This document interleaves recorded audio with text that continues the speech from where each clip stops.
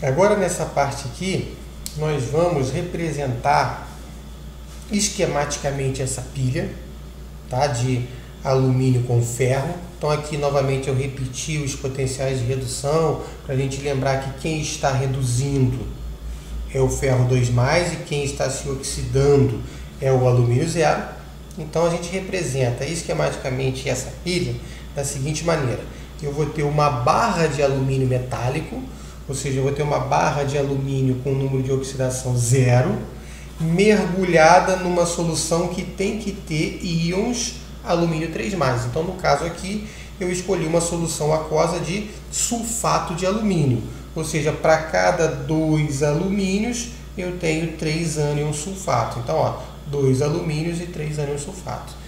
Na outra semicela, o que eu vou ter que ter? Uma barra de ferro 0, que é o ferro metálico, mergulhada numa solução contendo íons ferros 2+. Então, eu escolhi aqui o sulfato ferroso para ser a substância dessa solução. Esses dois recipientes, eles vão estar ligados por um tubo, que é chamado de ponte salina. Dentro desse tubo, eu vou ter um composto iônico, que no caso aqui eu escolhi o cloreto de potássio como composto iônico. E as duas barras metálicas estarão ligadas por um fio. Como eu sei que o ferro 2+, vai ser o responsável pela redução, porque ele tem o maior potencial, eu coloquei aqui a reação de redução do ferro, e o alumínio, que tem o menor potencial de redução, ele vai ser responsável pela oxidação, então eu coloquei aqui a oxidação do alumínio.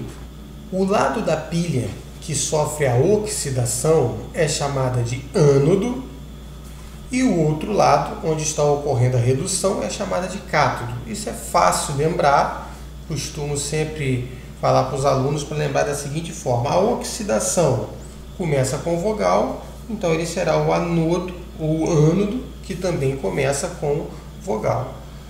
O outro lado, onde está ocorrendo a redução, começa com consoante, então vai ser o cátodo, que também começa com consoante. Tranquilo? Agora, o ânodo sempre será o polo negativo dessa pilha e o cátodo o polo positivo. Por qual motivo? Pelo seguinte motivo: no ânodo está ocorrendo a oxidação, ou seja, o alumínio 0 está se transformando em alumínio 3+. Para isso, ele precisa perder 3 elétrons. Então, o alumínio 0 vai perder 3 elétrons para se transformar em alumínio 3+, e os seus elétrons passarão por esse fio até chegar lá do outro lado, para o ferro poder ganhar os elétrons e se reduzir.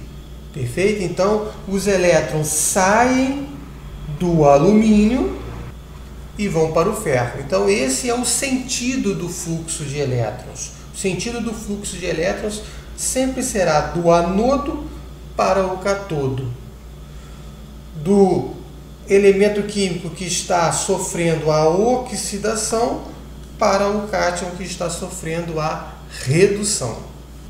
Então, no ânodo está ocorrendo o seguinte: o alumínio 0, que está na barra metálica, está se transformando em alumínio 3+. Isso quer dizer o quê? Que essa barra metálica vai começar a diminuir de tamanho, ou seja, ela vai perder massa, porque o alumínio 0 está passando para a solução na forma de alumínio 3+.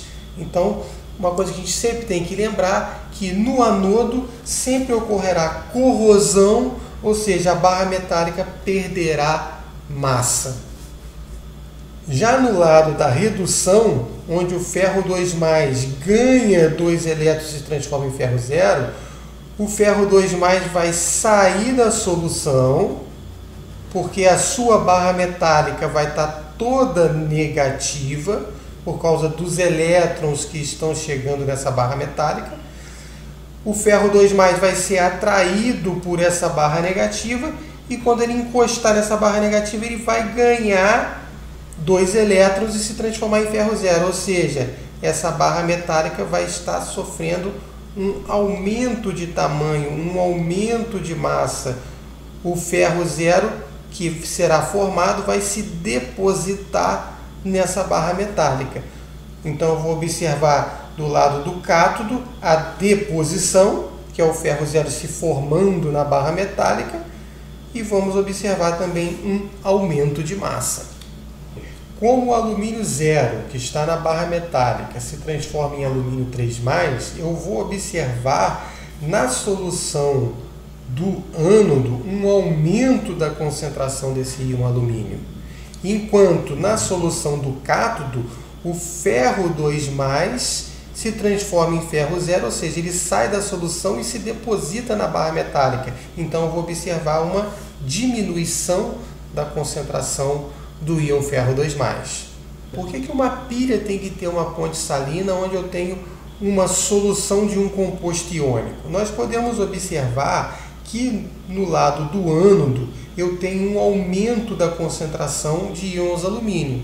Mas eu sei que a substância que está sendo usada aqui é o sulfato de alumínio. Para cada 2 alumínios, 2 alumínios eu tenho 3 sulfatos. Eu tenho 3 ânions correspondentes para alcançar a neutralidade elétrica. 6 cargas positivas com 6 cargas negativas, alcancei a neutralidade elétrica. Mas só que agora eu tenho íons alumínio sem os seus ânions. Então o que vai acontecer para manter essa neutralidade elétrica? Os ânions da ponte salina vão lá para o lado do ânodo para proporcionar a neutralidade elétrica desses novos íons alumínios que foram formados. E do lado do cátodo, eu tinha no início do processo, para cada ferro 2+, eu tinha um sulfato. Então, 2+ com 2-, neutralidade elétrica. 2+ com 2-, neutralidade elétrica. Mas só que com o decorrer da pilha, o ferro 2+ se depositou na barra metálica na forma de ferro zero. Ou seja, o sulfato, essas 2 cargas negativas, ficaram sem as suas cargas positivas correspondentes. Então, para manter a neutralidade elétrica, o íon positivo da ponte salina vai migrar para o lado do cátodo para manter essa neutralidade elétrica. Então, nós vamos observar isso aqui. O ânion da ponte salina, que foi o cloreto, vai migrar para o ânodo, enquanto que o cátion da ponte salina, que é o cátion potássio, vai migrar para o cátodo. Então, basta você lembrar isso.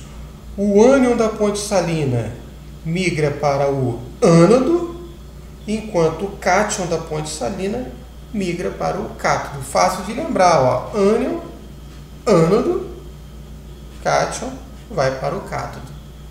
Então, alunos, é isso aí que você tem que saber sobre pilha para vocês resolverem as questões que vão aparecer nas provas que vocês estão fazendo. Ok? Um abraço aí para vocês.